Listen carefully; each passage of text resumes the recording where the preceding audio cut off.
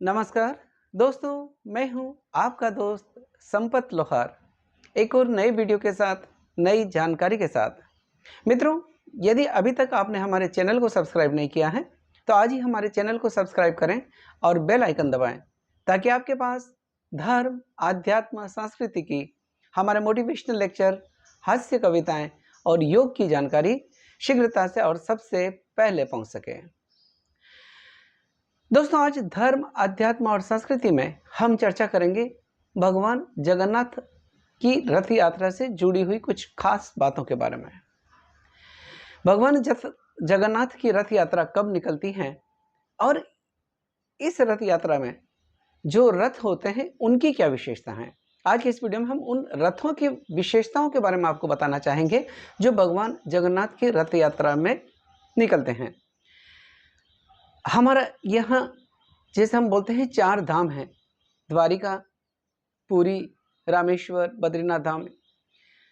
जो पुरी है, उड़ीसा में स्थित पुरी, जहाँ पर भगवान जगन्नाथ का विश्व प्रसिद्ध मंदिर है, वहाँ से भगवान जगन्नाथ की रथ यात्रा निकलती है प्रतिवर्ष आषाढ़ मास के शुक्ल पक्ष की द्वितीय तिथि को। यानी भगवान जगन्नाथ की रथ यात्रा जो विश्व प्रसिद्ध रथ यात्रा है, जो देश में सबसे बड़ी रथ यात्रा है, वो निकलती है उड़ीसा में स्थित पुरी स्थित भगवान जगन्नाथ के मंदिर से, जो आषाढ़ मास के शुक्ल पक्ष की द्वितीय तिथि को निकलती हैं। ऐसी ही रथ यात्रा देश के विभिन्न भागों में विभिन्न स्थानों से निकलती हैं जो विश्व प्रसिद्ध हैं। ऐसी रथ यात्रा अहमदाबाद से भी निकलती हैं जो विश्व प्रसिद्ध हैं। लेकिन सबसे बड़ी रथ यात्रा जो निकलती है पुरी के जगन्नाथ मंदिर से, जहाँ भगवान अपने भक्तों को दर्शन देने के लिए स्वयं नगर भ्रमण को निकलते हैं। पुरी में जो भगवान जगन्नाथ की रथ यात्रा निकलती है वो करीब 10 दिवसीय उत्सव चलता है और 10 दिवसीय उत्सव चलता है भगवान जगन्नाथ की रथ यात्रा का। दोस्तों, जो रथ यात्रा में भगवान जगन्नाथ के साथ में बड़े भाई बलभद्र और बहन सुभद्रा के रथ भी चलते हैं। आज हम इस वीडियो में आपको उन रथों की विशेषताओं के बारे में बताना चाहेंगे जो रथ इस रथ यात्रा में चलते हैं, भगवान जगन्नाथ की रथ यात्रा में चलते हैं। और सबसे पहले बात करते हैं भगवान जगन्नाथ के रथ के बारे में। भगवान जगन्नाथ के रथ का नाम है गरुड़ ध्वज या कपिध्वज।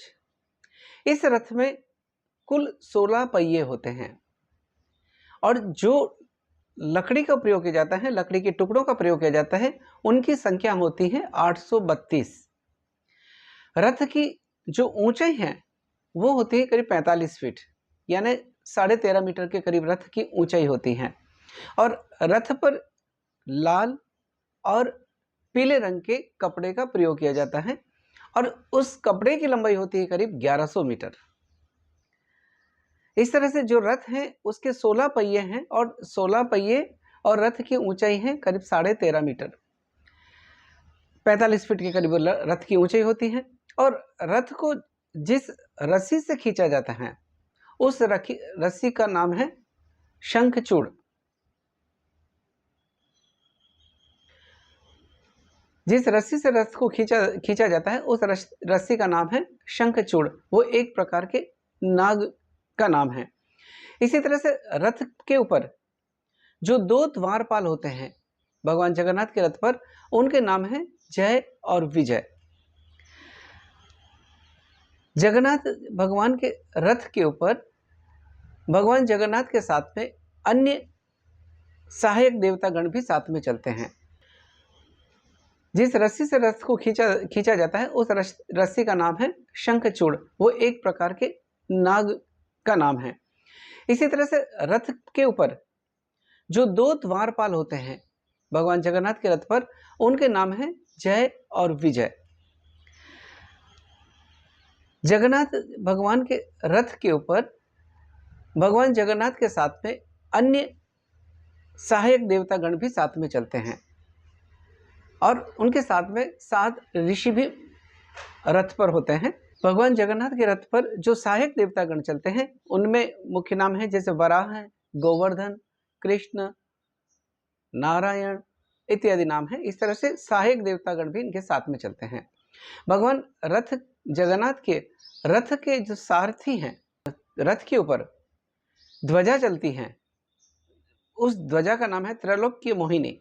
इस तरह से भगवान जगन्नाथ के रथ की ये विशेषता है कि ये 16 पहियों वाला रथ है जिसकी ऊंचाई करीब 45 फीट होती है और उसमें लाल और पीले रंग के कपड़ों का प्रयोग किया जाता है।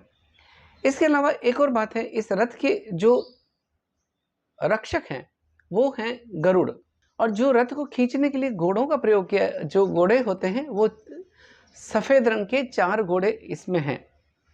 तो इस तरह से ये विशेषता हुई भगवान जगन्नाथ के रथ के बारे में। और दूसरा जो रथ चलता है वो है बड़े भाई बलभद्र का। बलभद्र के रथ की ऊंचाई वो होती है करीब 44 फीट, यानी 13.2 मीटर के करीब रथ की ऊंचाई होती है। और इस रथ के जो घोड़े हैं उनका रंग होता है काले रंग के घोड़े इस रथ को खींचते हैं। और इस रथ को जिस रस्सी के साथ खींचा जाता है, जिस रस्सी से खींचा जाता है, उस रस्सी का नाम है वासुकी। वासुकी भी एक नाग का नाम है। जैसे आप जानते हो कि जब समुद्र मंथन हुआ था तो देवताओं ने वासुकी नाग की रस्सी बनाई थी, तो ये रस्सी का नाम है जिससे खींचा जाता है, उसे कहते हैं वासुकी। और इस रथ के ऊपर जो ध्वजा है, जैसे भगवान जगन्नाथ के रथ पर जो ध्वजा फहराती है या ध्वज है, उसका नाम जैसे त्रैलोक्य मोहिनी है, तो इसी तरह से बड़े भाई बलभद्र के रथ पर जो ध्वजा है या ध्वज फहराता है उसका नाम है ऊनानी। इस तरह से भगवान जगन्नाथ के साथ में बलभद्र के जो रथ हैं उसकी, और इसमें जो लकड़ी का जो टुकड़ों का प्रयोग किया जाता है।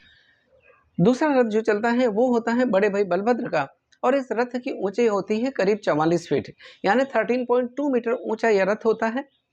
बड़े भाई बलभद्र का रथ होता है और इस रथ में पहियों की संख्या होती है 14। जैसे जगन्नाथ भगवान के रथ में 16 पहियों की संख्या होती है, तो बड़े भाई जो बलभद्र हैं उनके रथ के पहिए होते हैं 14 पहिए उसमें होते हैं। जो लकड़ी के टुकड़ों का प्रयोग किया जाता है वो होते हैं इसमें 763, यानी कुल 763 लकड़ी के टुकड़ों का प्रयोग करके बड़े भाई बलभद्र का रथ बनाया जाता है, जिसमें 14 पहिए होते हैं। रथ की ऊंचाई करीब 44 फीट यानी 13.2 मीटर होती है। और इसके ऊपर जो कपड़ा प्रयोग किया जाता है वो होता है लाल और हरे रंग का कपड़ा प्रयोग किया जाता है। यानी जो रथ के ऊपर जो कपड़ा प्रयोग किया जाता है वो होता है लाल और हरे रंग का कपड़ा प्रयोग किया जाता है।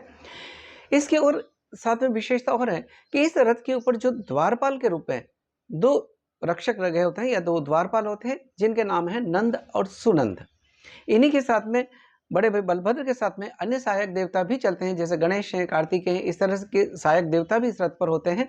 और एक और बात, जिस रस्सी से इस रथ को खींचा जाता है उस रस्सी का नाम है, उसका नाम दिया जाता है वासुकी। वासुकी, आपको ध्यान होगा कि जब देवताओं ने समुद्र मंथन किया था तो जिस नाग का प्रयोग किया था या जिस नाग को रस्सी बनाया गया था वो था वासुकी। तो बलभद्र जो बड़े भाई हैं उसके उनके रथ को खींचने के लिए जो रस्सी का प्रयोग किया जाता है उसका नाम है वासुकी। इसके अलावा एक और विशेषता इस रथ बलभद्र के रथ की है, वो है इनके साथ में भी सप्त ऋषि साथ में चलते हैं। 7 ऋषि चलते हैं, जैसे अंगिरा है, पुलस्ती है इत्यादि, वो ऋषिगण भी इस रथ में साथ में होते हैं। और इस रथ पर जो ध्वजा है, जो ऊपर ध्वज फहराता है, उसका नाम है उनानी। जो ध्वजा ऊपर फहराती है उस ध्वजा का नाम है उनानी। इस तरह से ये दूसरा रथ जो है बड़े भाई बलभद्र का है, जिसके ऊपर लाल और हरे रंग के कपड़े का प्रयोग किया जाता है और जिसकी ऊंचाई करीब 44 फीट होती है। तो ये एक रथ की विशेषता थी। और तीसरा रथ जो चलता है वो होता है बहिन सुभद्रा का। बहिन सुभद्रा के रथ की जो ऊंचाई है वो होती है करीब 12.9, यानी 43 फीट के करीब इस रथ की ऊंचाई होती है। और इसमें जो कपड़े प्रयोग किए जाते हैं वो लाल और काले रंग के कपड़े का रंग प्रयोग किया जाता है। और रथ के जो पहियों की संख्या है वो होती है 12 पहिए बहिन सुभद्रा के रथ के होते हैं। और इस पर जो रथ का नाम है, इस रथ का नाम होता है पद्मध्वज। यानी जिस तरह से भगवान जगन्नाथ के रथ का नाम है गरुड़ ध्वज, बड़े भाई बलभद्र के रथ का नाम है ताल ध्वज, इसी तरह से बहन सुभद्रा के रथ का नाम है पद्मध्वज। इसके अलावा भी इस रथ का और भी नाम है, जैसे देवदलन भी है, और भी नाम इस रथ के जो बहन सुभद्रा के चलते हैं।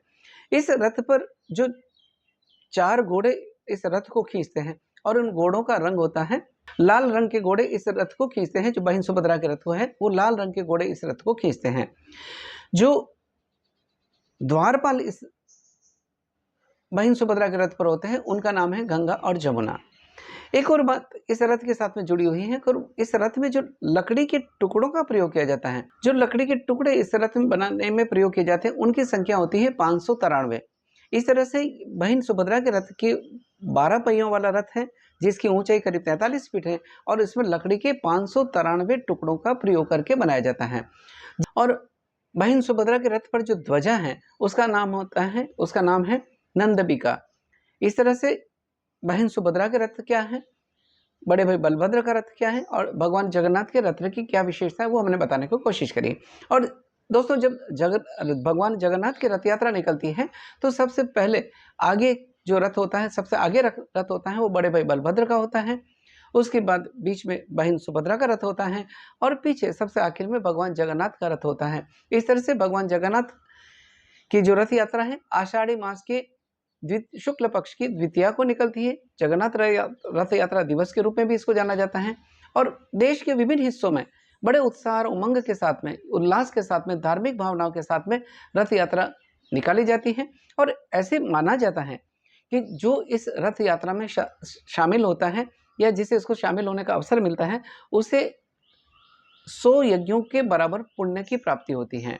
और ऐसा भी माना जाता है कि इस रथ यात्रा में शामिल होने वाले को मृत्यु के बाद में मोक्ष की प्राप्ति हो जाती है।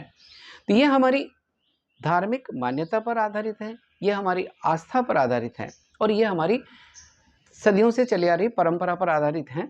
तो मित्रों, ये छोटी सी जानकारी थी जो हमने आपके बीच में साझा करने की कोशिश करी कि रथ यात्रा में जो रथ होते हैं उन रथों की विशेषता क्या है। इसी तरह से आप हमारे चैनल से जुड़े रहें ताकि हम आपके बीच में हम अपनी उस संस्कृति के उन पहलुओं को साझा करते रहें जो हमने जानकारी संकलित करी है। इससे जुड़ी हुई अन्य जानकारी के लिए भी हमारे चैनल से जुड़े रहें। अगर आपको ये जानकारी बहुत दोस्तों अच्छी लगी है तो हमारी इस वीडियो को लाइक करें, शेयर करें, कमेंट करें। और इसी के साथ आपके दोस्त संपत लोहार को इजाज़त दीजिए। जय हिंद, जय भारत, जय जगन्नाथ।